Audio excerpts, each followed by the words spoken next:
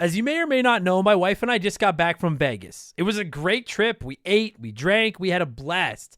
But then we got home and looked at the credit card, and I gotta say, it doesn't matter how much fun you're having, $25 for a drink is a ripoff. Frickin' Vegas. I hate getting ripped off, and so do the lads over at Harry's. They spent years watching the razor blade companies rip people off and said, no more.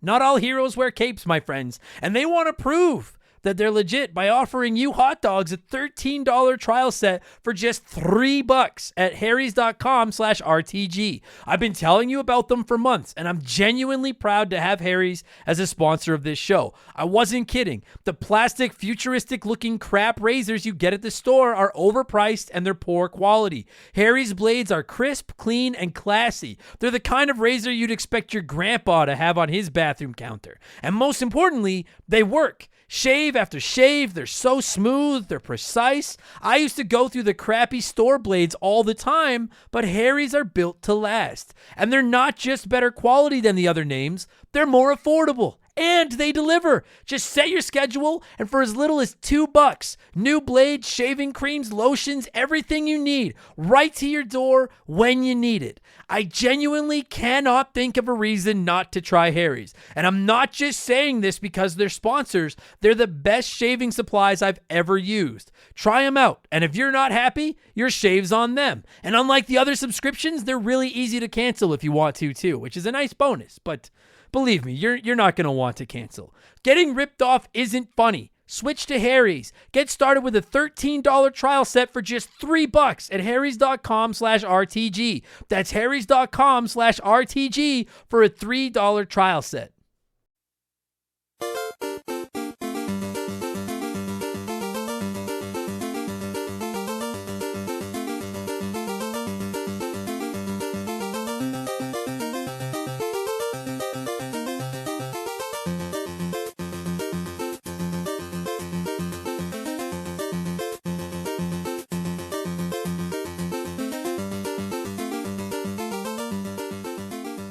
What's up, everybody? Welcome back to Remember the Game. It is my retro gaming podcast where every week a buddy of mine and I sit down and we geek out about the games we played back in the day. My name is Adam Blank. Thank you so much for listening to the show.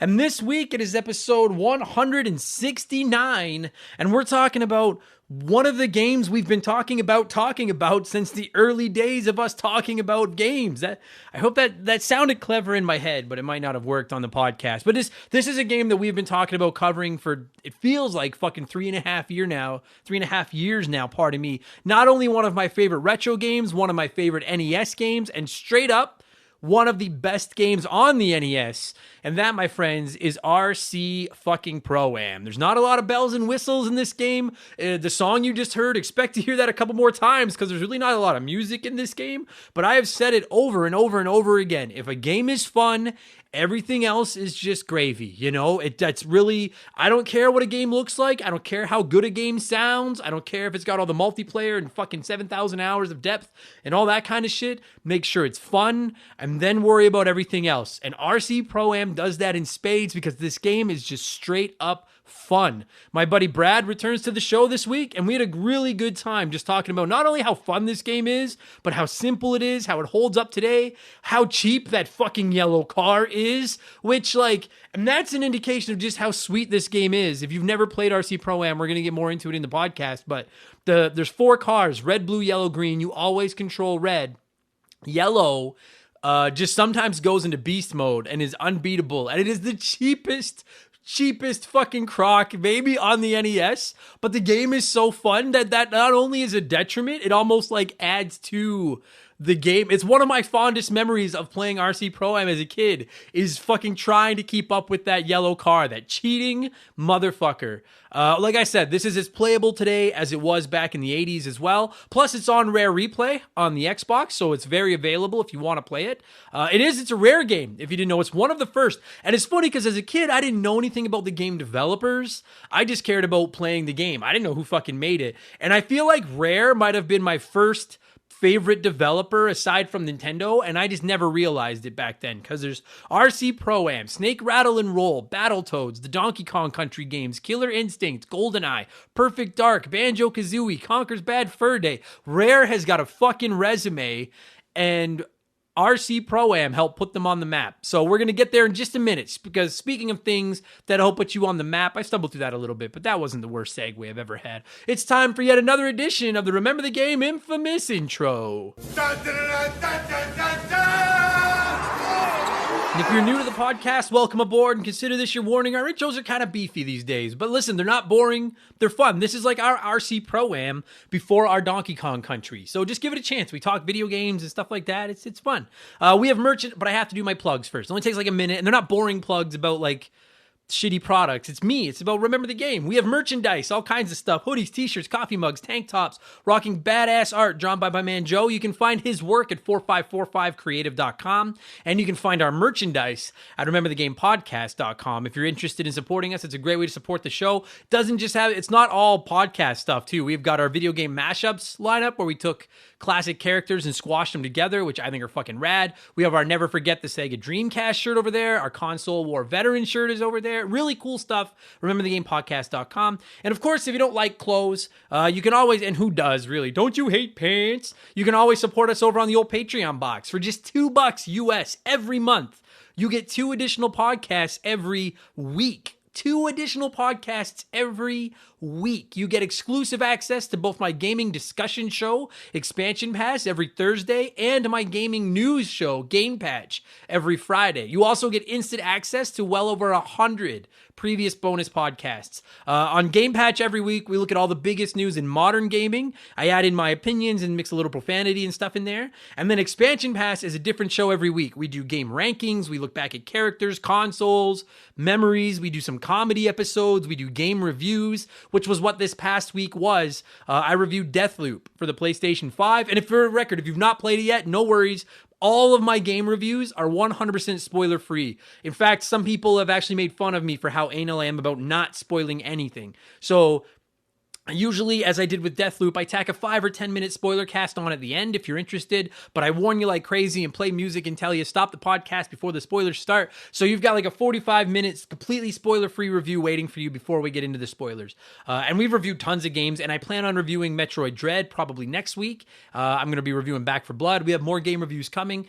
So as is becoming tradition, I'm going to give you a quick sneak peek of last week's episode of Expansion Pass, my spoiler free Deathloop review.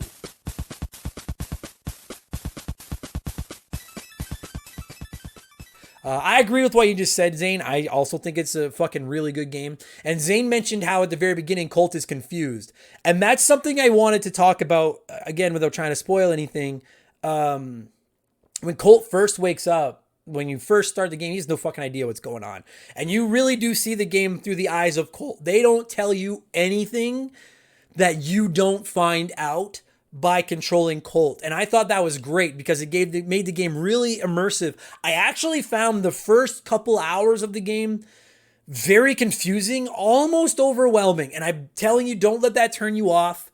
Power through it. I would like to know how many people maybe just quit it in the first hour because they're like, what the fuck is going on? Because when you first start, you don't know what the story is because you're playing the role of Colt and Colt can't remember anything. You're trying to figure out, okay, I have these 4 time zones. I have these 4 areas. I have to find these 8 people. How the fuck do I find these 8 people? You start out knowing absolutely nothing. And it can be overwhelming because you've got like, when you hit pause, you have all these different, like, think of the meme with Charlie Day looking at the wall with the papers on him and all the strings and he's fucking freaking out.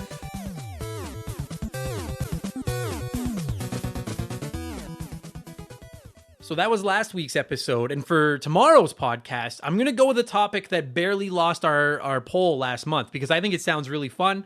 I'm going to count down my top 10. It's been a while since we did a ranking episode, so I'm going to count down my top 10 must-play retro video games. And people have asked me, well, what do you consider retro? I know that we covered the odd Xbox 360, PS3, Wii game on here, but for my top 10, I'm going to go with the PS2, Xbox, GameCube, Dreamcast era, and further back. So I'm going with my 10 must-play retro titles. I'm going to count them down. I think that's going to be fun. So again, $2 will get you that episode. 2 extra podcasts a week, instant access to our entire catalog. Plus, you can join our Discord, you can vote in our Patreon poll, you can submit comments to be read on all of our shows, you can DM with me. I check my DMs every day. I've got about 400 fucking conversations going on in there right now. And you get a shout out and get to hear me mispronounce your name like I'm about to do to most of these people. A huge thank you to our newest Patreons, Rob Silvestris, John F., Chugger22, Scott Kilbride, Just Dewey in It, and Coheed33. Thank you all so much. Welcome to Remember the Game Industries. We crossed 400 Patreons this month, which is fucking wild. Patreon.com/rememberthegame. Thank you all. And actually, I have a poll/discussion up on there right now. It's pinned to the top of our Patreon page, asking people what perks you'd be interested in. And you don't have to be a Patreon to weigh in. I'm just interested in hearing what you folks would be interested in. Are you interested in another podcast? Would you be interested in live streams of the shows? Do you want my Let's Plays back? It's lots of ideas. So if you're hearing this, consider just popping by and voting. It takes 2 minutes. You don't have to be a Patreon. Patreon.com/rememberthegame. I just want your feedback as we continue to to water this little fucking weed of ours and slowly take over the retro gaming podcast garden. We took over the Remember the Game garden about 6 months ago, but now we're taking over the retro gaming fucking garden. It's awesome. Okay, that's enough blowing myself. Let's blow some of you with our official opening segment here on the show. I read a few comments and questions from our Patreons, usually gaming related, but not always. And we call this segment Blowing in the Cartridge. He blows all right. He blows big time. That's it, honey. Get into the spirit. And our first blower this week is Emily Luna, who wrote in and said, "Hey, Adam, I've got kind of a serious question for you this week." On the last Game Patch, you talked about how Konami was working on a new Metal Gear, Silent Hill, and Castlevania games, and you had a comment about Kojima not being part of it, so they'll probably suck. It got me thinking about how certain developers like Kojima and Miyamoto are so highly placed in the community's eyes. Do you think this kind of thinking can be detrimental to the series themselves? Would a Mario game without Miyamoto's involvement be a lesser game to you, being such a Mario fanboy? It's a good question, Emily, and just in case you're wondering what Emily's referencing, on Game Patch last week, we did mention that word on the street is Konami has new Metal Gear Solid or Silent Hill and Castlevania games in development, and one of our listeners wrote in and said Hideo Kojima, who's not going to be involved with any of them, so these games are probably going to suck. And I was like, yeah, they might. So that's a good question. Do I think it's detrimental to a series having those names attached to it and be so attached to it? I don't know, because I'm a big believer in artists getting the credit and recognition that they deserve. So like, it's, I'll be honest, like, certainly not comparing anything I've ever done in my life to Metal Gear Solid or Super Mario Brothers, but like I built Remember the Game and I'm proud of that. And if I ever left, I feel like some people would be like, well, it's not the same without him there. And my stand-up comedy, all my bits, all my jokes, everything that I've written as part of my act is mine. And if someone else delivered it, it's not the same.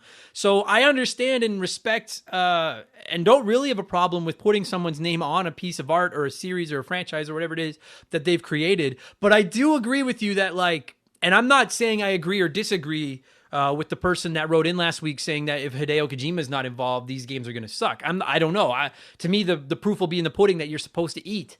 If you're wondering why I say it that way, I caught shit for not. Apparently, I've been saying the proof is in the pudding wrong. Although I still think the proof is in the pudding when it comes to that fucking that phrase. But either way,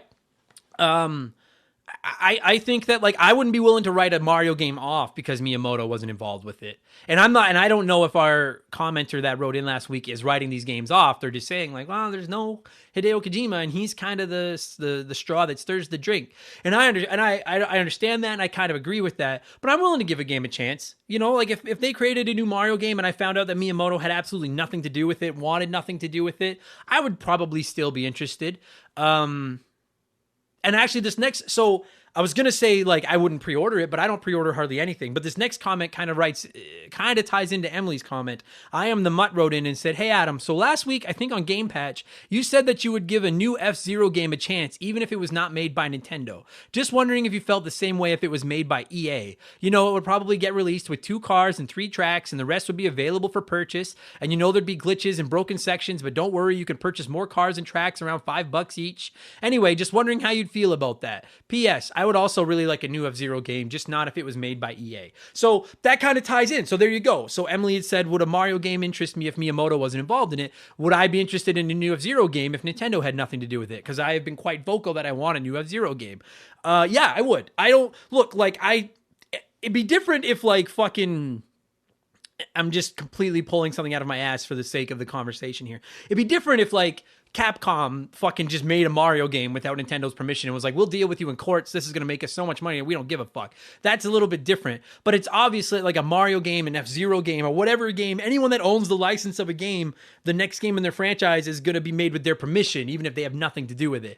And so as long as that's the case and the rights holders are getting their due when it comes to like profits and stuff like that, I don't really care who makes it. I'll wait on reviews. I wait on reviews 99.9% of the time. I could probably count on one hand the number of games that I have pre-ordered without waiting for reviews in the last couple of years, especially because I buy 90% of my games digitally, so I don't have to worry about them running out. I can download them and, it's like selling out of copies. I can download it any fucking time I want. So like, look, Metroid Dread, dude, and we're going to get to Metroid Dread in a minute because I know some of you are wondering if I'm playing Metroid Dread. I was hella excited for that game, but I didn't download it onto my Switch until the night before it went live after I saw the reviews and everyone said it was great. I'm just that type of person, and I try to beat that into everyone's head. Wait for reviews because you never know. You never know. So if I found out that a new Nintendo or that a new Mario game was in development and Miyamoto wasn't involved in it, I would just be more inclined to wait for reviews than I already am. And if I found out that a new F-Zero game was in development but EA was making it, I would probably just go sit in my shower and fucking cry. So I hope that answers both of your questions. Thanks for writing in. Lord Finish wrote in and said, I was thinking, if you could be the best game developer in the world, what kind of game would you make? What type of game would a Adamo Blankajimo game be? I love that name, Adamo Blankajimo. I've said it many times. Assuming I can get a hold of the Ninja Turtles license, the game I would make would either be a Ninja Turtles RPG and I mean like a classic like Final Fantasy VI style RPG, or a Spider-Man Arkham Asylum style open world Turtles game, which I actually am leaning more toward the more I think about it. The idea of like going through New York City as the 4 turtles and each turtle maybe handles differently and stuff like that. That would be fucking, that gets me hot. So that's the game that I would make. Now, assuming I can't get my hands on an established IP like the Ninja Turtles and I have to go from scratch, I think I would make a platforming roguelike. Because there's so many games like Dead Cells, Returnal, Hades, and you guys know I love those fucking games, but they're all about like slowly increasing your abilities to get stronger weapons to kill enemies and go further. I would make one where you could upgrade maybe like your platforming abilities, maybe upgrade like your health, your jump, maybe add triple jumps or wall climbing, or fucking maybe you can swim longer, although then there'd have to be fucking swimming, but it'd be 2D swimming, which isn't so bad. That's what I would do, is a platforming roguelike where every time you play, the platforming levels are completely different. I think that's what Adamo Blankajimo would make when Remember the Game Industries finally evolves into an actual game developing studio.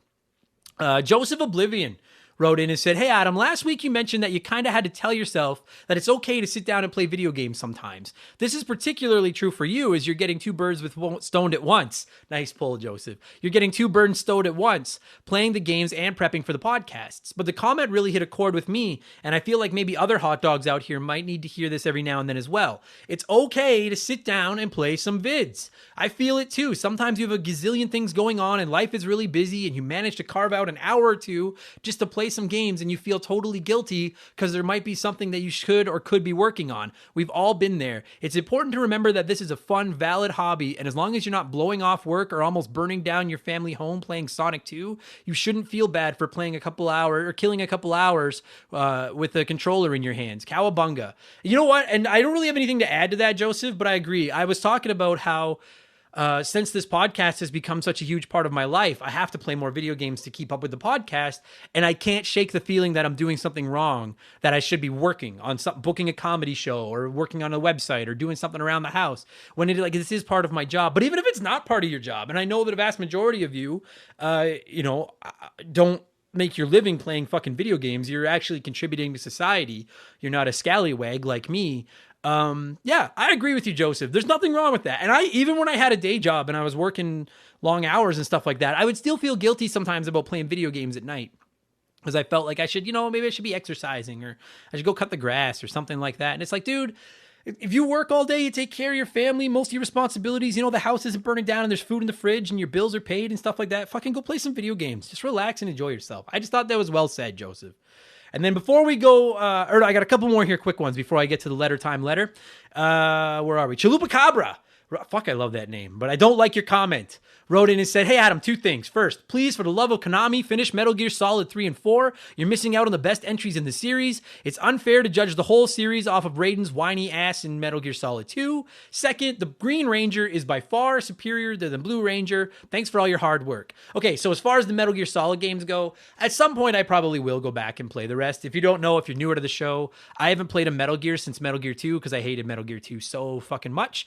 And no, the Green Ranger is infinitely inferior to the Blue Ranger, and I'm a Green Ranger fan. Let me just state that for the record. Tommy's awesome. I love that gold shield, and every Dragonzord's rad, but his power coin burned out because he's fucking probably got a drug problem or something. Plus, he doesn't even play his own flute. And I assure you, Billy can play the flute. So, Billy better than Tommy. Case closed.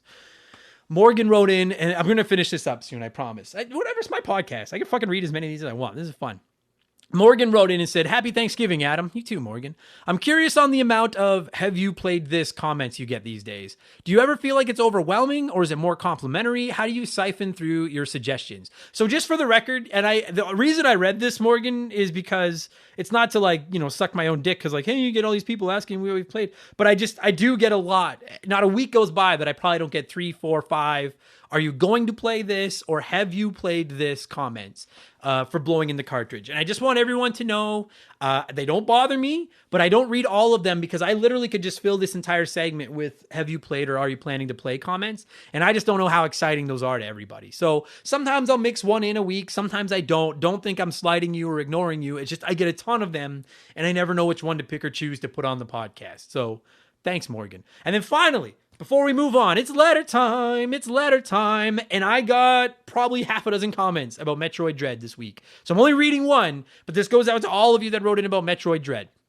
Dan Wagner wrote in and said, have you gotten your hands on Metroid Dread yet? I picked it up first thing Friday morning and I'm hooked. I've died a bunch, but this game is so good so far. Not so far, so good so far. So to everyone that has written in asking me about Metroid Dread, yes, I already kind of answered that. I waited for reviews.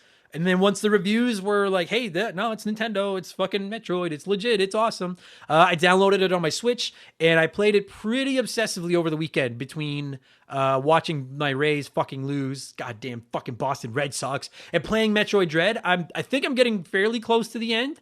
I'm gonna save most of my thoughts for it for a review. I think next week's expansion pass will probably be my Metroid Dread review. But to sum it up quickly, it is fucking spectacular. I love it. Game of the year contender for me for sure. I'm not done, so we'll wait and see, but I don't think I have a bad word to say about it right now. If you've been on the fence about it and you're even casually into the genre, Metroid Dread is fucking outstanding. So yes, I have played it. I love it. Expect a full spoiler-free review probably next week. I have some comedy shows all weekend this weekend, but I'm hoping that I can finish it off this week and then I can review it on next week's podcast. Thank you to everyone that wrote in this week. I appreciate it very much. Let's get into our Smash Hit segment, the unofficial official game show of Remember the Game Industries. Play one, remake one, erase one.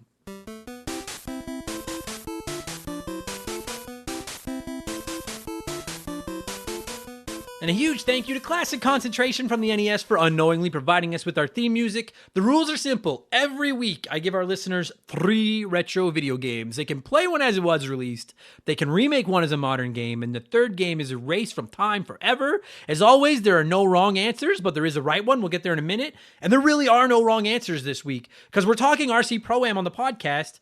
I figured I would go with Retro Racers, and admittedly, I have not played any of these. I think I played a little bit of Super Off-Road as a kid, but I never played the other two. So I Googled best racers on the NES, SNES, and Genesis, and went with games that were near the top of all 3 lists. We have Super Off-Road for the NES, Virtual Racing for the Genesis, and Uniracers for the Super Nintendo. And I always hope the poll is going to be close, and this one turned out to be just that. It's a 2-horse race or a 2 unicycle race, I should say, because with 34% of the vote, Play Uni Racers, Remake Super Off-Road, and Erase Virtual Racing came out on top. And the runner-up was Play Uni Racers, Remake Virtual Racing, and Erase Super Off-Road. So people love Uni Racers. I would not do that, but I don't know how much my opinion counts this week, as again, I haven't played much of any of these. So again, there's no wrong answers as long as you follow the fucking rules. Let's just see what a few of you had to say here. Doug Dorn wrote in and said, having owned Super Off-Road on both the NES and Game Gear, I wouldn't want to erase it, so I'd like to see it given a remake.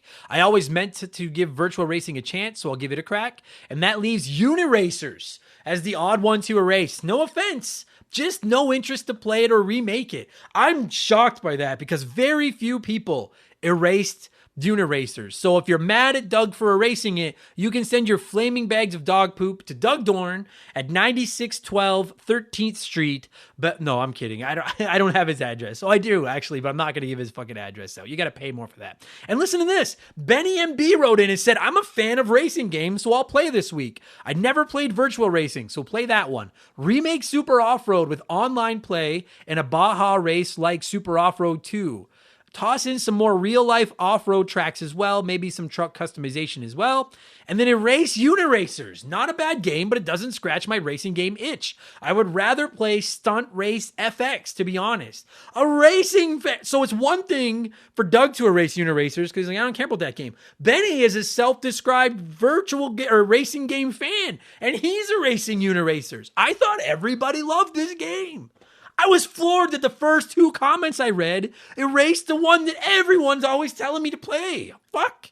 Now I don't know what to believe anymore. I'm going to law school. Shout out to anyone who gets that reference. Mecha Robo Hamster wrote in and said, okay, play Virtual Racing because I'm pretty sure I own this game but never touched it.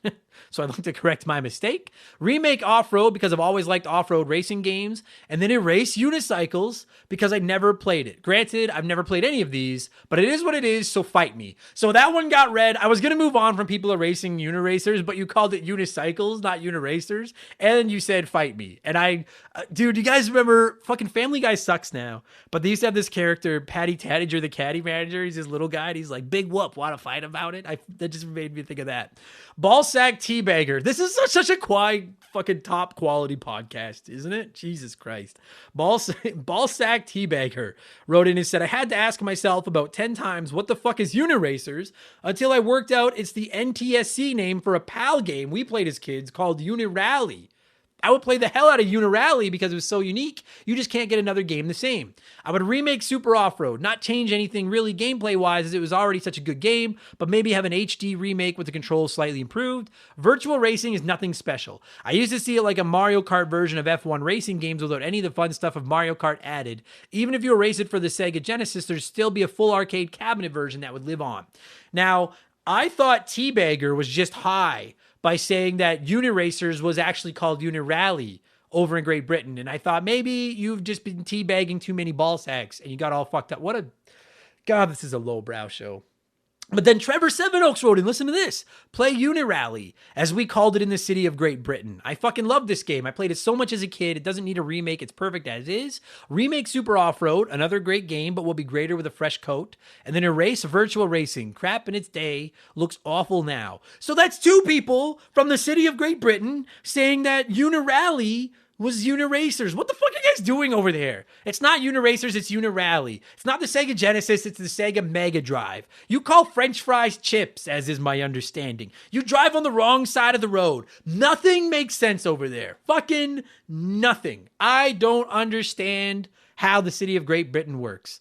Thomas Cheney wrote in and said, play Uniracers, not fucking Unirally. Play Uniracers. I missed this one as a kid and I'd like to play it in its original state. Remake Super Off-Road, the game and art style, make it prime material for a modern indie upgrade, and then Erase Virtual Racing. It's a decent racing game that had impressive graphics for its time, but it was mostly unremarkable apart from that. I'm a little shocked so many of you want to remake Super Off-Road. Not that it's bad. I don't think it looks bad. I don't think it's a bad game. It would make a cool new indie game.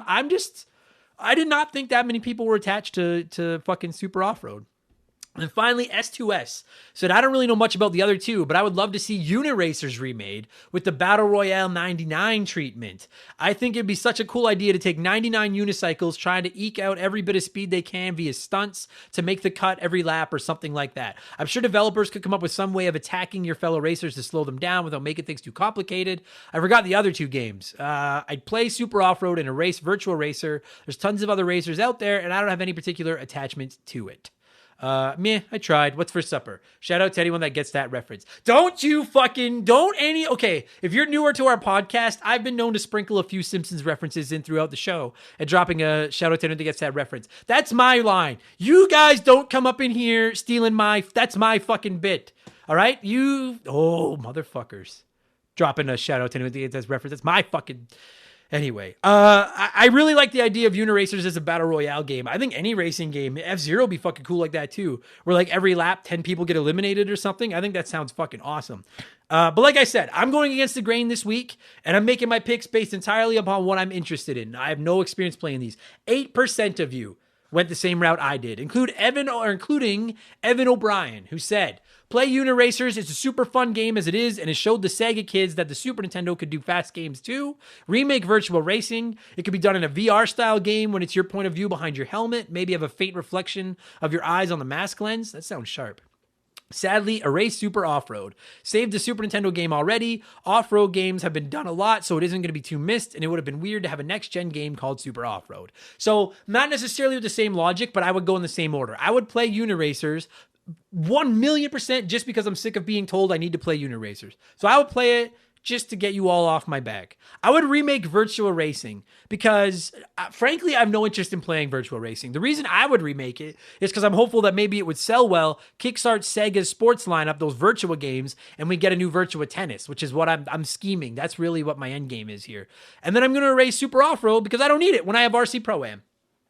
Plain and simple. That's it. So thank you to everybody that played. Play one, remake one, erase one every Wednesday here on the show. What have I been playing over the last 7 days? And then we'll get into RC Pro-Am. I already mentioned it twice, but pretty well Metroid Dread. Expect to review it next week. I don't have much else to say. And Diddy Kong Racing. I'm getting pretty close to the end. I'm really digging it. I think that's going to make for a good episode of the podcast as well. But those are really all I've played in the last 7 days. And then Back 4 Blood came out today, being Tuesday, as I record this. So I'm definitely going to spend some time with that. I might even hop on tonight and play it, but it'll be too late by the time you hear this, so that doesn't matter to you. Let's talk RC Pro-Am. That's why you're all here. I like to give a few of you a chance to sound off on the game we're talking about before my guests and I steal the spotlight. And right out of the gates, a Sharp J wrote in and said, death to that yellow car. And Stupid Monkey wrote in and said, beast mode. We all know that yellow car, it's going to get its moment on the podcast. As much as I hate it, I also kind of have a soft spot for it at the same time. But Backdraft Delta wrote in and said, RC Pro-Am, all the memories. This game was epic. The neighbor kid had this game. We rarely got to play it, but when we did, we flipped between this and Hogan's Alley. In typical light gun fashion, that game sucked after 5 minutes, so the refreshing racing was great to push off the light gun game of trash. The oil slicks and collecting letters were legendary. This game deserves a remake, same isometric form. I agree. I don't know why we haven't gotten another RC Pro-Am. Sorry, I do. I just punched my desk. I actually do know why we haven't gotten another one, because Rare is too busy printing money with Sea of Thieves. But I would agree I want one. Sharonic wrote in and said, one of the best pick up and play games. Fun if you just want to play for 5 minutes, but you can easily spend a couple hours on it as well. I know everyone hates the yellow car, but I think my biggest rage moments in this game were missing the last letter I needed or the car power-ups on the track. There are a ton of clones of RC Pro-Am, and I don't think any of them really got the controls and difficulty scaling right like the original. Shout out to my favorite RC Pro-Am clone, Galaxy 5000, RC Pro-Am in space. I won't lie to you, Sharonic, I've never heard of Galaxy 5000. But I agree with everything you said. RC Pro-Am is magnificent. And Jesse Clark wrote in and said, my fuck, I love this game. I still do. The idea that they were little remote control cars and the Nintendo controller was the car controller was just too cool of an idea back then. Game handled great, sounded great, power-up system was great. Might have to pop this bad boy in the NES later tonight if I have time. So as I'm about to admit in the podcast, it did not click with me until years and years and years later that they were remote control cars in RC Pro-Am. And you can all laugh at me if you want. I was never the sharpest tool in the shed. I can't believe I don't know what I even thought fucking RC stood for. Race car Pro-Am. That's what it, oh, Jesus. Anyway, I'll get into that right now. I'm going to cue up some music. the same music you heard at the beginning because it's the only music in the fucking game. And we are going to talk RC Pro-Am, which originally released on the NES in North America back in 1988. Enjoy the podcast, everybody. Let's go.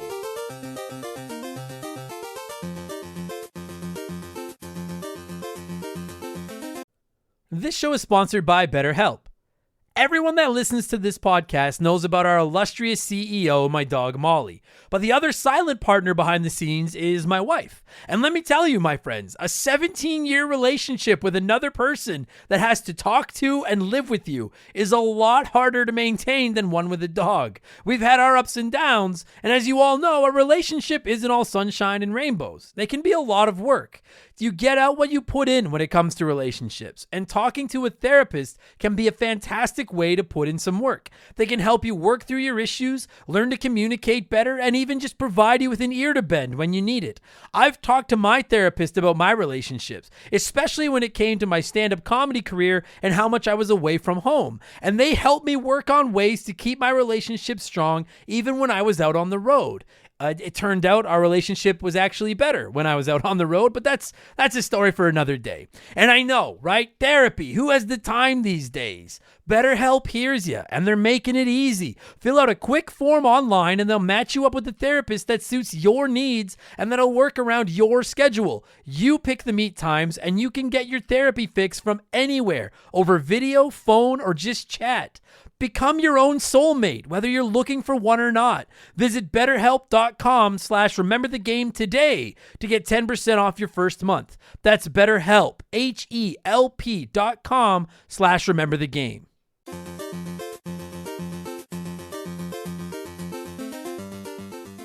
Okay, joining me via the blank phone this week, returning to the show, is a good buddy of mine. And you know what's okay? So first of all, I'll introduce him. It's my pal Brad. How are you doing, buddy? Good, man. How are you? I'm doing okay. I'm pretty good. I'm good. Yeah, I'm good. I'm fine. I'm all right. Thanks. Okay, that sounded really reassuring. No, I'm good. It's just been a busy day, but I'm good. We're fucking great. I'm excited to do this episode. You know what's funny, dude? I was thinking I have two. So you're a little bit older than me. I'll be 38 right away, and you don't have to tell people how old you are. That's fine. But you're no, that's fine. It's fine. I'm going to be turning 40. Right. So we're old. Like you and I are old folks. Yes. And you know what's really funny is that it's not that I don't have other guests that cover NES games with me, but by and large, most of the NES episodes are you and then my friend David Ray, the gentleman of Remember the Game Industries, who's on here all the time, who's also another older guy. And it just got me thinking, you and David, and then myself, you guys are officially like the seniors division here at Remember the Game Industries, because I respect that. Yeah, because there's younger guests that come on my show, and when I say younger, they're still in their 30s, but they're younger guests, younger 30s, and I throw NES games at them, and they're like, oh, I didn't play that, I started with the Super Nintendo, or I started with the Sega Genesis, or whatever, Jesus. And I'm just like, you fucking young whippersnappers. Yeah, wow, you had a 6-button controller? Wow, back in my day, right? Back in my day, we had two buttons, and the B button didn't work. We just used it was just A and a D-pad. Yeah. So we're talking RC Pro-Am. Now I will say and this has been an episode that's been requested by quite a few members of the community for quite a while. And it warms my heart to know how popular this game is, because this game is the fucking tits. This game rocks. This is a good video game. Really, so well done. So well done. And it's challenging. Oh, buddy. We'll get into that. It's fucking challenging. It contains quite possibly the cheapest villain in the history of video games. Geez. But we'll get there. Correct. I just wanted to ask though, you've been on me to do Micro Machines for quite a while, and I never played Micro Machines. So or I think I rented it once. I think I maybe played it once, because I do remember playing it, but I never owned it. I don't know anything about it. So I'm just gonna put you on the spot, and this is gonna show you guys how dull the knife that is Adam Blank truly is. I fucked that up. I'm dumb. That's what I'm trying to say, is I'm dumb. I literally maybe 6 months ago did it click to me that RC Pro-Am is remote control. I never thought of that. I always just thought these were cars that someone was driving. No, and it's they have antennas. They're little remote control. Now I'm like, oh, it's remote control Pro-Am. So everyone's gonna make fun of me in the Discord for that. That's fine. Wow. I deserve it. That's fine. Good. B, I have to tell you, with our past working relationship, this warms my heart, because I've always called you stupid. Oh yeah, and you are. The shoe fits. What's that saying? It's better to be thought an idiot than to open your mouth and remove all doubt. Fuck that noise. That's what I say. So I wanted to ask you then, I don't know how well you remember both, but like, is this game better than Micro Machines? I don't know. Like, do you say it's better than Micro Machines? Oh, what the original? Yes. You know what? The one I should be talking about was Super Micro Machines for the Super NES. Okay. I did play one of them future systems when even though I'm old. With all the buttons. I did play one of, with all those fancy buttons and stuff.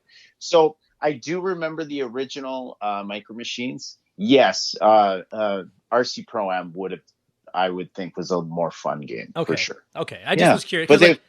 But I love both, and you get the Super NES Micro Machines, not from the original Micro Machines. I think it's more of an RC Pro-Am. Okay. I'm going to write that down because you've been on me to play Micro Machines forever, and I've been meaning to, and I'm like, okay, so it's a Super Nintendo one that I got to play. Okay, I think you'll enjoy it. It was a really fun multiplayer. All right, super. Oh, that's perfect for someone that's sitting here by himself with no one to play it with. That's fucking excellent. All right. Micro Machines. Okay. So, but today we're talking RC Pro-Am. You guys, I'm telling you right now, first and foremost, if you have not played RC Pro-Am on the NES, it's on Rare Replay.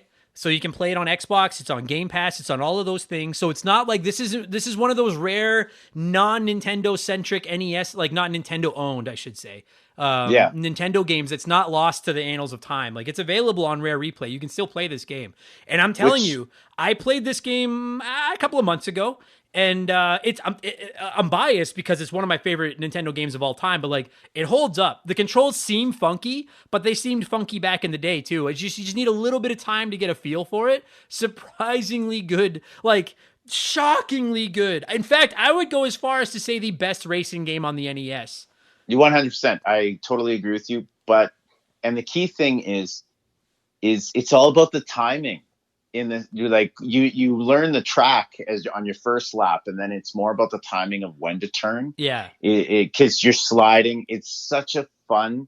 Like, when I did just a little quick refresher on it, and just watching the video, and I totally remember being like so wonky when I first started playing this game, where you're just kind of your car's just always moving left to right because you're hitting left to right. Well, and it's got that funky isometric view. Yeah. So it's like that 45 degree angle, which is crazy to think about on the NES. Well, okay, so it's funny. I just put this together sitting here thinking about this because this game's made by Rare, who you guys nowadays may know as the developers of Sea of Thieves, but like, they did Banjo-Kazooie, they did fucking GoldenEye, they did Perfect Dark, they did like Donkey Kong Country. Like, Rare's got a pretty impressive fucking resume. It's a Hall of Fame company. Without question. Look what you just named. And I didn't even know that until again, doing a refresher, I'm like, Rare made this? Yeah, and what's unreal. And what's wild about that isometric view is that like this game is not nearly as good as RC Pro-Am, but another game that I love from the NES is Snake Rattle and Roll. It's not nearly as good, that. But it also features that funky isometric camera view. And like, by today's standards, when you think of a game like, and I guess if by chance, if you're listening and you don't know what I'm talking about with an isometric view, like, think of like a Hades. That's an isometric view. And it's normal by today's standards. Tons of games use it. But on the NES, it wasn't as normal. And to try to make use of a camera angle like that without an analog stick, like when you're just using that 4-direction D-pad, it seems a little funky. And with Snake Rattle and Roll, maybe it doesn't work as well. But with RC Pro-Am, when you remove the platforming aspect, and you're just driving a car and you don't have to worry about fucking jumping or anything, you're right. Dude, I'm telling you, I guarantee you, Brad, there are people that fired this game up on Rare Replay, started playing it, and were like, well, this fucking sucks, because your first lap, you're probably crashing into the sides of the track and going all over the place. Give it one race. That's all you need to do, is just get one race and just get a slight inkling for the way it turns left and right. Then you fucking got it, and then it handles like a dream. It just takes one race. And then it's also addictive as hell once you start getting it down. Yeah, it sure is. It's a small little addictive game. Yeah, it is. And I just it is only single player, but I remember playing this with friends where you just pass the controller over, and you just kept going and seeing who could finish the track, who could finish the race. Yeah. And again, there's options, sticky tires, stuff like that. Like Well, okay, so because that's something I was going to talk about. So, like, if you've never played it, like you said, there's no multiplayer, which I won't lie to you. As a kid, it bothered my brother and I because we really wanted to play a 2-player. But now that like I'm looking at it now, and I'm like, one of the things about this game is this game runs fucking pretty goddamn smooth. Like, there's not a lot of like, there's some other NES games that push the NES and it like kind of chops and freezes and stutters, and it's full speed. Pro-Am's pretty slick. And I don't think it could, like, I think with 2 players, it probably wouldn't. It would probably slow it down. So I'm okay with that. It's super basic. Like, there's no there's one mode, and all it is you control the red car of 4 cars, red, blue, yellow, and green. And all you need to do is finish in the top 3. You just don't finish last. And as long as you don't finish last, then the game just keeps going, and you go to the next race, and you go to the next race. And then, like Brad mentioned, we'll get into there's power-ups you can pick up, but there's no customization you do to your car. They just instantly get applied, and they just make your car a little bit better. And I remember playing RC Pro-Am 2. We rented it from the store once, and there's a lot more customization to it, which I'm sure a lot of people would like. I hated it. I was like, I liked basic RC. Yeah, I want to race. Like, it's sometimes less is more. And to me, what the genius thing about RC Pro-Am is, like, you literally pick it up, you press start, and it's like, hey, no, you're the red car. This is your car. You just have to not finish last. And that's all it is. And it's super simple, and it is perfect. It works so well. For such a simple game, the amount of races you win, and like it just draws you in. Well, it's so good. What I like about it is that the lack of customization and stuff like that is means, like, this is just how I feel about it, is you can literally just focus on learning the track and the strategies of not finishing last. And you might gameplay. And if you've never played it and you're thinking all you have to do is not finish last, that's easy. No, it isn't. No, it isn't. Because the other 3 cars are, including, for all of you that have played it and you know exactly who we're talking about with the infamous villain, we'll get there in a little bit. But the other 3 cars are very good. So, like, yes, which is nice. It is like, nice. Because it's like, you look at this game and you think it's just going to be a basic Nintendo game where it's going to be, you just race, but it's like, no, you're playing a pretty hard game. Like, this game as a 6-year-old was not easy. No, like it's not. It was a perfect game for when you were like 12, 13. Like, you could really sit down and you could put some time into this game. Dude, there's a surprisingly deep layer of strategy to this game, and it comes down to knowing the track, knowing where the power-ups in the track are, knowing where the obstacles are. So, like, okay, so we already mentioned this red, blue, yellow, and green. That's the only options. And then when you start the race, it shows like you can't go into your car and like pick, I got first place, I got this much money, I want to put it into my brakes or fucking whatever. Your car is your car. But then as you drive along the tracks, you can pick up fucking, there was like, I don't know anything about cars, so I don't even know what the car parts are. I know you don't either. I know there's like an engine. I think there was like a wrench or something like that. Yeah, there's like 3 different items you could pick up. One would make your car's top speed a little better, one would make your acceleration a little better, and one would make your handling a little better. And you could just, and all you could do was level them up, I think, 4 times. Like, if you picked up 4 engines, your speed was maxed out. And frankly, at least as a kid, I never really even noticed that much of a difference, but I liked how simple it was. I was like, I don't want to have to like tweak my car. Just like, fucking let me just play the game. And like, that's the greatness of it, is just let me play the fucking game, you know? Yeah. Yeah. It's the gameplay. Like, you can add stuff to your car, but you're more excited about just going right into the game and learning the track and racing and just knowing what you're doing. Yeah. And learning the track is the big thing, because when you start up the game, another thing I like about this game is how clean the screen is. Like, the top 4/5, like 80% of the screen is just the game. Like, it's that isometric view of just your car driving around the track. And then at the bottom, it tells you what lap it is. And then there's like a little, my favorite part of this game is that in the bottom, in the middle of like it's almost like your dashboard view. And in the bottom, there's like a map of the track, and it shows you the layout of the track. And then it has the 4 dots showing you where each of the 4 cars are. And when you're learning the game, it's really handy to kind of figure out like, oh, okay, coming up, I got a hairpin turn. I got to make sure I kind of hug the brakes a little bit and hide the right side.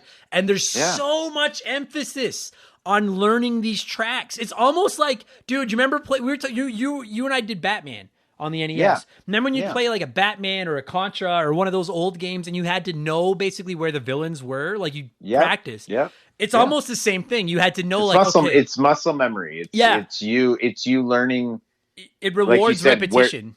Exactly. And that's a great game. Yeah. When a game does that and you beat it, it's so much more fulfilling when you beat a game like that. Yeah. Compared to, I don't know, some shithole game. Yeah. Like fucking Shaq Fu. Jesus. Oh. So, okay. So like, and then in addition to picking up those 3 power-ups, those 3 things that power up your car, you can also pick up rockets or bombs. We used to call them bum farts when we were little because it looks like your car is farting with the bombs. No, just the usual. Farts are funny. All right. If you don't think farts are funny, you have no soul. Farts are funny. Let me tell you something, guys. With him saying that, I 100% believe him because I worked with him and he would giggle all day. Farts are funny. They are. Okay. Well, quick story. Remember when you would shit yourself and you'd call me into your office and just sit there and stare at me? I do that to Shaylee too. I'll fart in the kitchen. And I could see the face right now that you just stand there and you don't move. And I looked at you and I'm like, what? And then it's just rotten eggs and it's just whatever. Shaylee doesn't fall for it anymore. But when we started, like when we first moved in together, one of my power moves was I'd fart in the kitchen. And then I'd be like, yo, is something like, what's burning? And she would come in the kitchen and be like, what? I'd be like, isn't something burning? And she'd come in and be like, and then be like, you fucking, I just would die. Anyway. That's love. Okay. That's love. It is love. That's right. So you can pick up rockets and you can pick up bombs and you can't have both at the same time. And so there we go. That's one of the great layers of strategy to this game is when you pick them up, you only have a limited, it's not like they're infinite. You know, if you pick up a rocket, you get, 10 missiles or whatever. Yeah. So you have to obviously utilize them properly because, again, your only objective is to not finish fourth. If you finish first, I think the only reward is you get more points if you're playing for like a high score, but that's it. So you literally, like, if you're behind, you want the rockets because they shoot a missile straight out of the front of your car that just shoots in a straight line. And if you blow up, yellow, green, or blue, they just, it's so awesome. You blow them up and they turn into like a pile of rubble for like a half a second. And then all of a sudden they're back together and they can just take off again. But you can slow them down. And if you pick up the bombs, you drop them out the back of your car, but they don't go all the way across the stream like the rockets. They just kind of fall out on the track and explode. And so if you're playing from behind, you want the missiles to catch up. And if you're playing with a lead, you want the bombs so you can drop them behind you. But and I don't know if you remember this or not, but like one of the tricky things is say that you're in fourth and you're freaking out because you need to get, to at least third, right? And you've got the missiles to shoot at the cars in front of you. If you accidentally drive over a bomb, now your missiles have turned into bombs and now you have nothing to shoot at the people in front of you. Yeah. So again, it's an intricate game. It really is intricate. So like after you've played it a few times, like, fuck, okay, when I go around this upcoming turn, there's bombs laying in the middle of the street. I'm in the back right now. The last thing I need are fucking bombs. So then it almost becomes a bit of an obstacle of like making sure you don't touch those bombs as you go around the corner or vice versa with the missiles. And the evil side of the game is when they put the water puddles everywhere so it's like the opposite of what you're saying. You might make a hairpin turn to try and avoid the bombs because now it's not a weapon that you love. It's an obstacle. Dude. And just like the water, when you hit the water and you spin out, I can't remember if it's random or if they're like preset track conditions. But yeah, at the beginning of every race, it says what the track conditions are. And if it's like rainy, then the fucking course is because there was puddles and oil slicks. And if you drove through the puddles, they just slowed you down. But they fucking slow you down. Yeah. Huge. Yeah. And so if you were driving on a track and there was no rain, then there was no puddles. It was a clean track and you could go. But then if it was raining, the track was covered in fucking puddles and you had to avoid those. And then some other tracks had oil slicks on them. And dude, if you drove into those oil slicks, you remember you spun and it felt like you fucking spun. Is span? I don't think that's a word. If you fucking drove into the oil slicks, you fucking spun forever. And you were completely out of control. And if you hit the side of the track while you were spinning, then you blew up. Yeah, and then you had to be the steaming pile of rubble for like 2 seconds before you got put back together. So then you had to know where all those were. And do you remember that there was the roll cages? Oh yeah. They were like the stars in Super Mario Brothers. They were these white roll cages. They're like the most powerful item in the game. And if you pick them up, you're invincible for a short time. And if you touch anyone, they spin out like they drove through an oil slick. And the other cars could pick them up too. And so you had to like beat them to the fucking roll cages to pick them up as you were going through. And then if you hit an oil slick and spun into the wall, you wouldn't explode. And it just, I know I sound really excited, but it's because I fucking am, because this game is so good. There's so many little pieces built into every one of these tracks. And now that we've explained, and then there was stuff like, sorry, I know I'm fucking talking. I'm just really excited. Remember you used to drive across like the zippers and they would shoot you really fast? Yeah. And then there was the walls. Oh, those fucking pop-up walls. Do you remember those? It's like fucking load of shit. Those walls fucked me so many times. The game just, again, it's a very deep game. Yeah. It's crazy to say, but if you haven't played it in a long time and you fire it up and you get into those higher races, it changes the whole game. It does. It's like a new game. Yeah. It really is as you get deeper into it.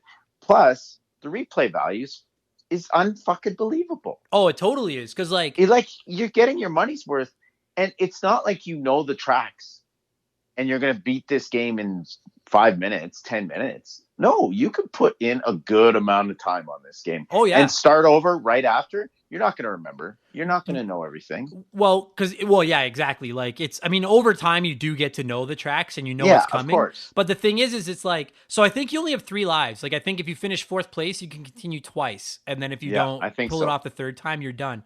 But then in addition to so all the things that we've just explained are all not in random places. They're in set places on these tracks.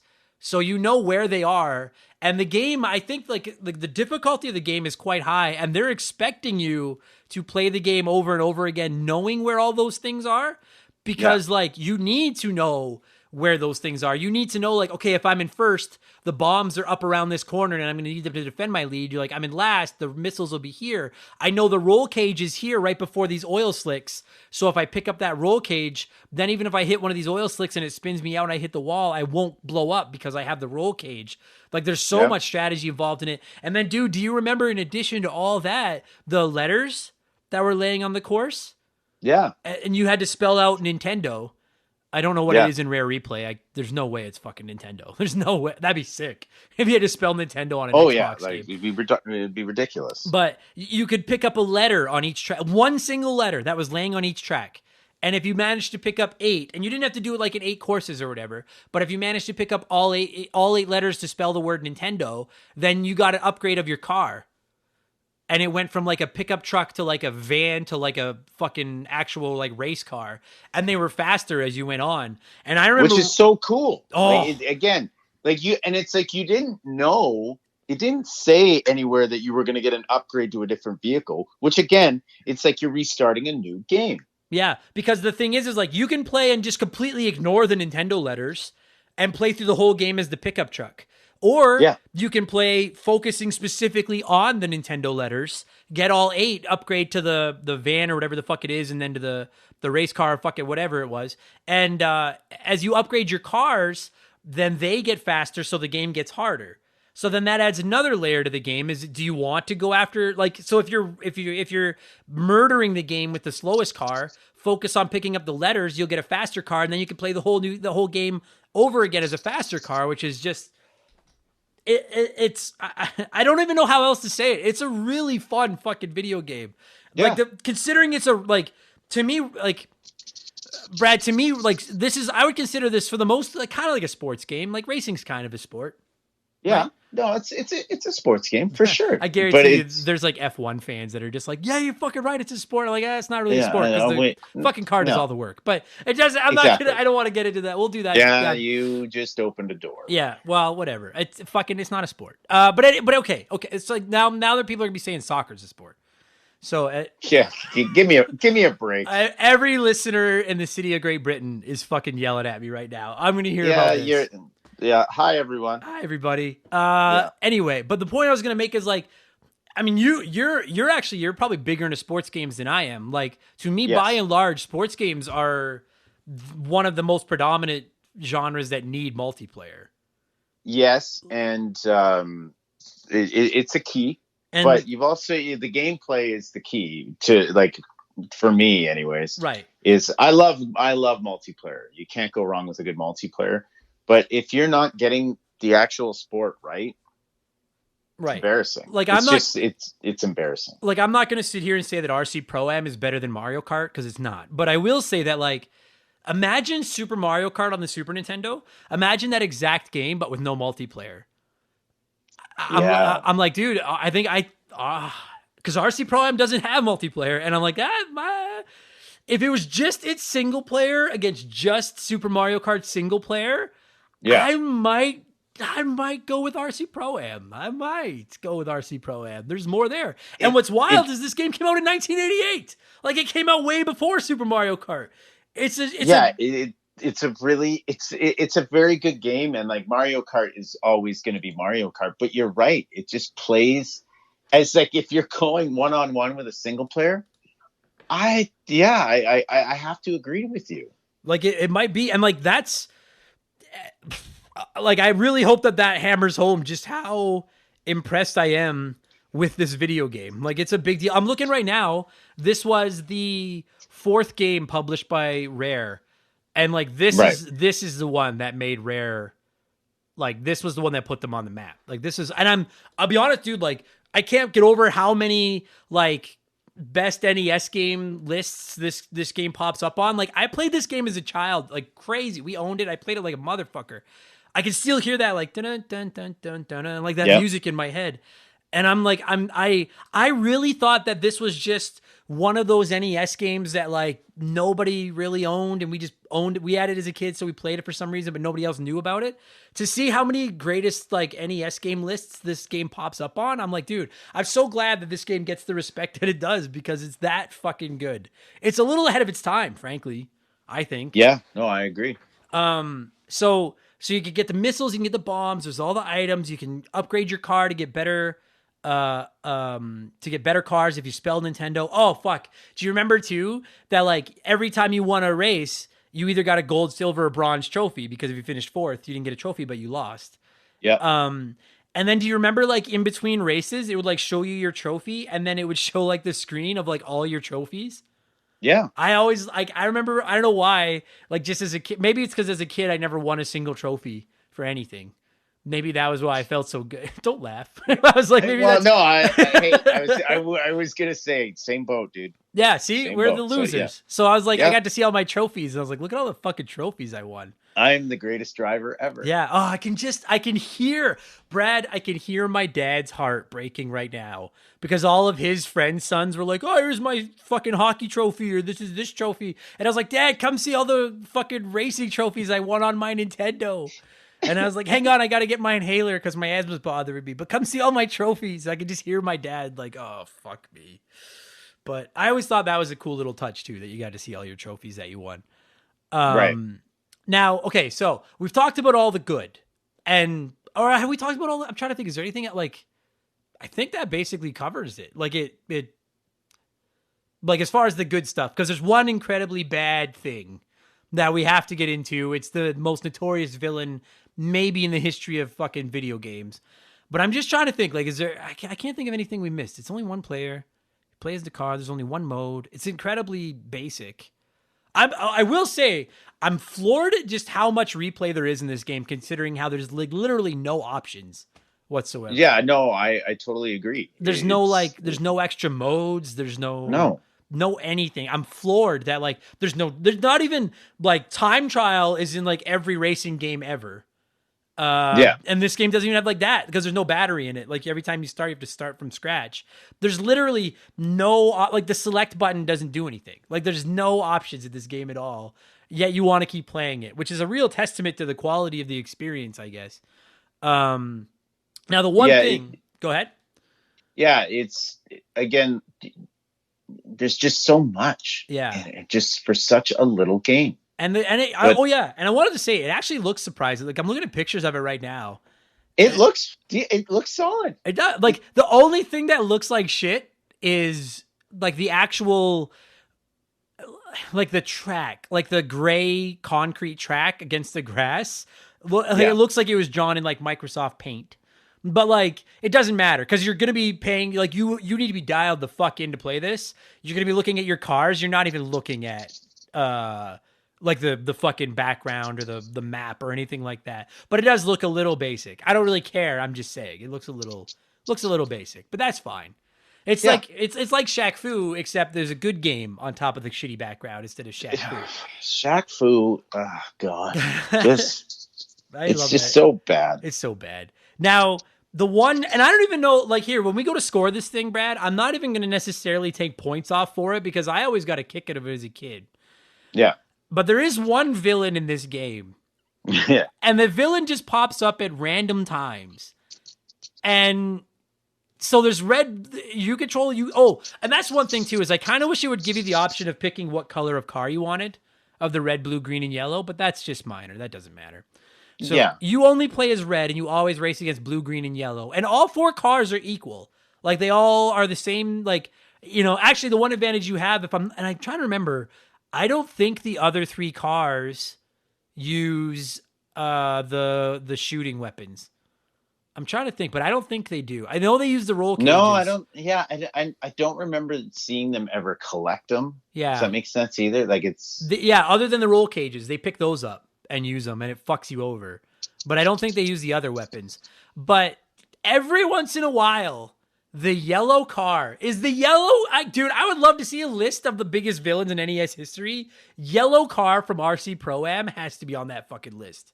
Yeah, it's got to be. He's a cheating mother. Dude, did you ever watch that? What was that fucking old? There was this old cartoon show with like a whole bunch of like characters and they would race. Wacky Races? Was that what it was called? Yeah. Do you remember that show? Yeah, with the Pink Panther. And like the vampire or whatever the fuck he was. The hairy caveman guy with the club and shit like that. Like, yeah, that was a good show. Actually, I liked that. It was. But like, the yellow car is almost like the villain from that show because every once in a while, and you'll hear it every once in a while, you would just hear this like, and it was just like, do you remember that sound? You know what I'm talking about? Oh yeah. And you were like, motherfucker. And the yellow car just goes on steroids and just takes off. Yeah, it's stupid. Literally goes twice as fast as you. And it's like, what are we doing? And you can't, the only way you can catch him is to shoot him. Like you can keep shooting him. But like when I say that, like if he does that from behind you, that fucking, then you need to catch him before he blows by you. And if he does it while he's in front of you, you're basically fucked. It's impossible to keep up with him. He literally like laps you. It's so funny. You look at like that overlay map on the bottom of the screen and red, blue, and green are all close to each other, like battling it out. Yellow is just fucking like a half a lap ahead, just flying around the track. And I don't know if there was something you could do that like triggered it or not, but every once in a while you'd fucking hear that motherfucking, and then it was like your only hope is to stay ahead of blue or green because you can't catch yellow. And I don't know why they put that in the game. And it doesn't fuck you over because you can still finish second or third and be fine. But it's a cheap bastard move that they added that. I don't want to say it was too much. No, it wasn't. But it was just If you had to finish first to win, it would be bullshit. But the fact that you only need to finish in the top 3, he basically just eliminates your ability to get first. And then you have to finish second or third. But it just like anyone if you've not played this game, it's not hitting home for you. If you have played this game, I probably just triggered like some traumatic childhood memories of that fucking yellow car just blowing past you. Such a load of fucking yellow car. He's such a dirty motherfucker. And it just came out of 100%. nowhere. Ah, Yeah. fucking, oh, fuck you. But you know what, Brad? I will say, like, some of the most intense races I ever had playing this game were when yellow would go into fucking beast mode and take off. And Yeah. me, blue, and green are just like, it feels like it literally feels like you're wrestling with each other, trying to be like the first one to get across like a finish line. Like you're just Yeah, no, it's a very good game for like the end of the race. Oh. Like usually all the cars are right there, and it's intense, it's awesome, dude. It is. Yeah. It is. I had beads of sweat playing this game. I did. I know. I remember that for a fact. Just sitting there, stressed out over this game for sure. And I like that when you hit the finish line to end the race, it stops. Like you don't blow across the finish line and then like it shows you like driving around the track and it shows the standings.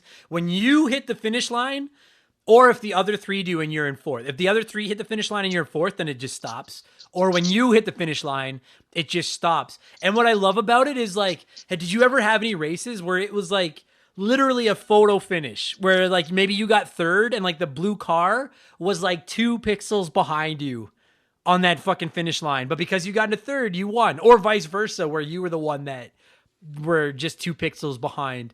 Like I love the way it stopped the second you hit the finish line, and you could see how close it was. You know what I mean? Yeah, 100%. Yeah, nail biting. Those final corner. I remember. I can see it in my head coming around those final corners, and you're just mashing rockets, just trying to hold on to fucking the top 3. And then if you finish fourth 3 times, and it plays that like sad music you can put in your high score name, and then you go back to the start screen and you just begin it all over again. I can't gush about this game enough. I feel like this is one of the most hidden gems on the NES, bar none. I mean, there are other people that argue with me. I might even go as far as to say this is the hidden gem from the NES. Like, there's a lot of people that love this game, but there's a lot of people that never did play it that don't know. Well, you're right. It is a hidden gem in a lot of ways. Like, because I asked you off the top if you like it better than Micro Machines, and the thing about it is, like, I guarantee you, there are more people that played Micro Machines than played RC Pro-Am. Just because Micro Machines was on the cover. Yeah. Like, dude, you and I, I can't remember what game that you and I were talking about it. I don't remember what game it was, but we were like, maybe it was Batman. Yeah, maybe it was. Like, Batman is a fucking great NES game. Fucking great NES game. But if it was the exact same game, but not Batman, if it was fucking Pete's Punch Fest. Yeah. A third of the people that played it would have played it. And the thing about RC Pro-Am is nobody knew who Rare was at the time. I feel like Rare is one of those developers that they hit a point where people would buy their games just because they're Rare. Like because of the name on the box. And back then they weren't. So like if you didn't know who Rare was and then you saw it and it's just RC Pro-Am. And I'm looking at the cover art right now. 32 tracks of racing thrills. Yeah, sure. But it's like Micro Machines has the Micro Machines. Yes. It's just, I really feel like a lot of people probably didn't play this game, and that's a shame because it made my top. Out. It's so good, buddy. Fuck me. Yeah. It's a really good game. I really would like the Super Nintendo one. I'm just looking right now. Okay, so there was Super RC Pro-Am on the Game Boy, and then RC Pro-Am 2. I never played RC Pro-Am 2. I did, but I didn't like it as much. Sometimes less is more. That's the kicker.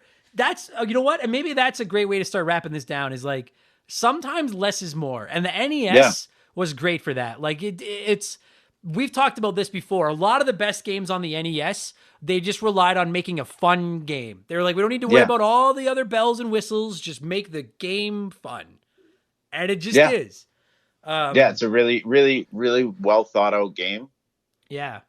And I was going to ask you, like I asked you before we started, and you're like, I don't remember. You don't remember if you own this or if you just rented it a lot. I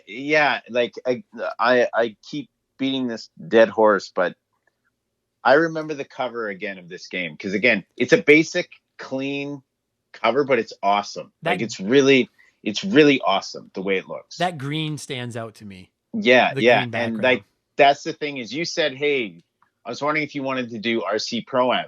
the first thing that popped to my mind was the green Yeah. and the cover. Yeah. It's one of those games where I feel like I did own it, but I can't officially say I owned it. Either I owned it or I played it, like rented it a fuck ton of times. Yeah. I know that. Yeah. I know that. Like, I'll tell you, like, we owned it, but had we not owned it, like, this is one of those ones, if I had rented it once, I would have rented it over and over and over again. Right. Yeah, me too. It's and the key on that too is because when you rented it once, it's going to be in that category of, okay, I'm going to go see what new games came out. They don't have anything. It might be 3 months later, but I'm picking it up at the 24-hour video station to rent because you know what?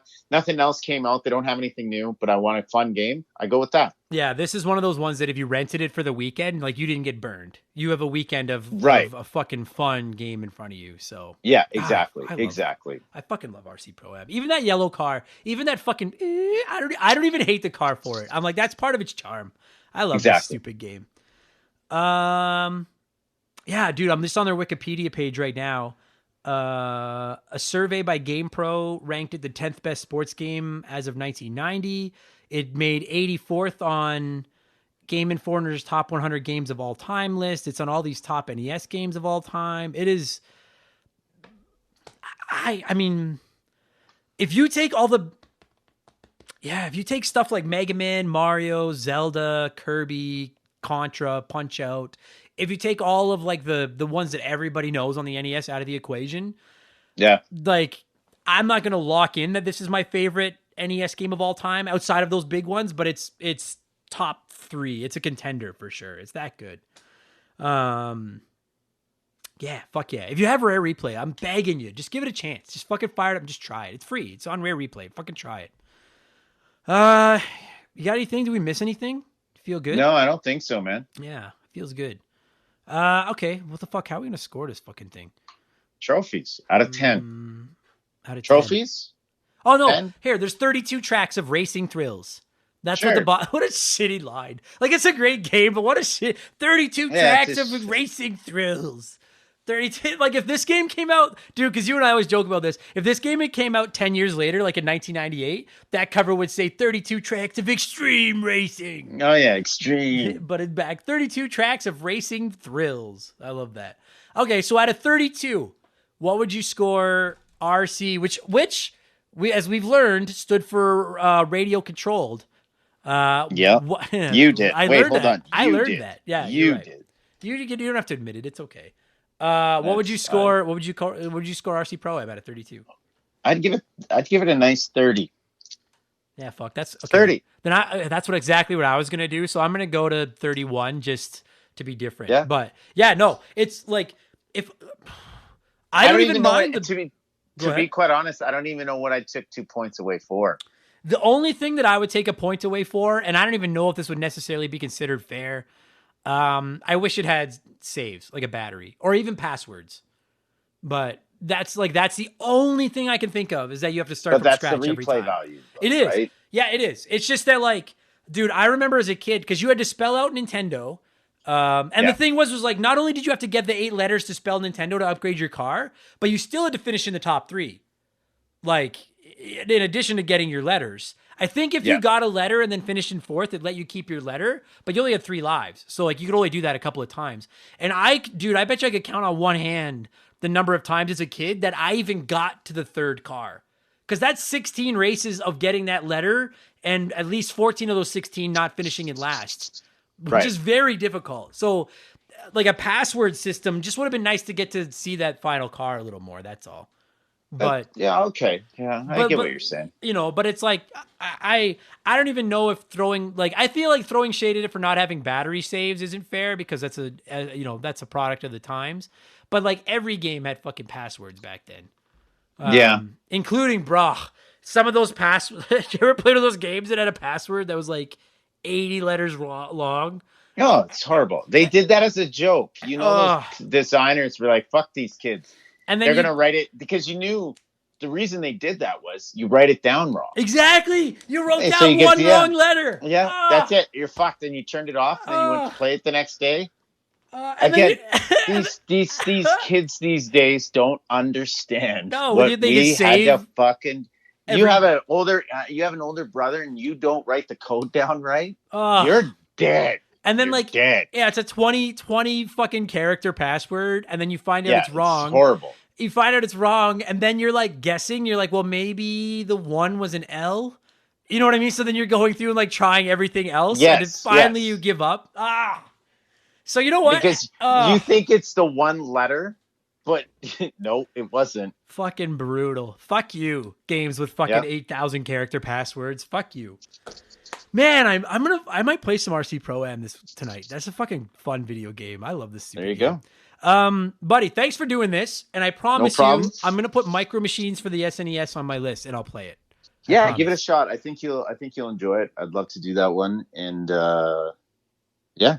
Fuck yeah. Awesome, buddy. It was awesome. Thanks for doing this, and thanks for telling the world that I used to fart in my office and then ask you to come in there. I appreciate you for just raises my pedigree, my standings in society a little bit higher. Just to clarify, people, he didn't fart. He shit himself. No, that was one time. Vile. No, I'm just kidding. It was so vile. What a great way to end this episode. Buddy, thanks for doing this. Thank you.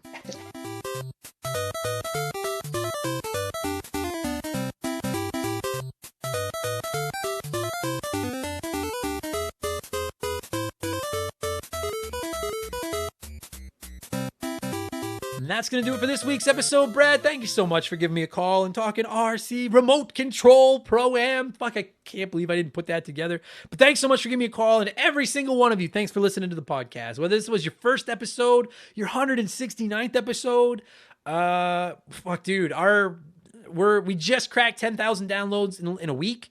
A year ago, we had 10,000 downloads in a month. We just cracked 10,000 in a week. We're onward and upward, up and atom, as they say. I'm so blown away by the support everybody shows this podcast. I can't thank you enough. Listen, I never say this, but if you enjoyed it, subscribe and leave us a review if you can. I don't know what the reviews accomplish, but I know that all the good podcast hosts ask for them. So I'm going to ask for them. Just if you're on a platform that takes reviews, think about just, 5 stars. Doesn't suck. That's all I need. Good enough. That'll help us in the ratings as far as I understand.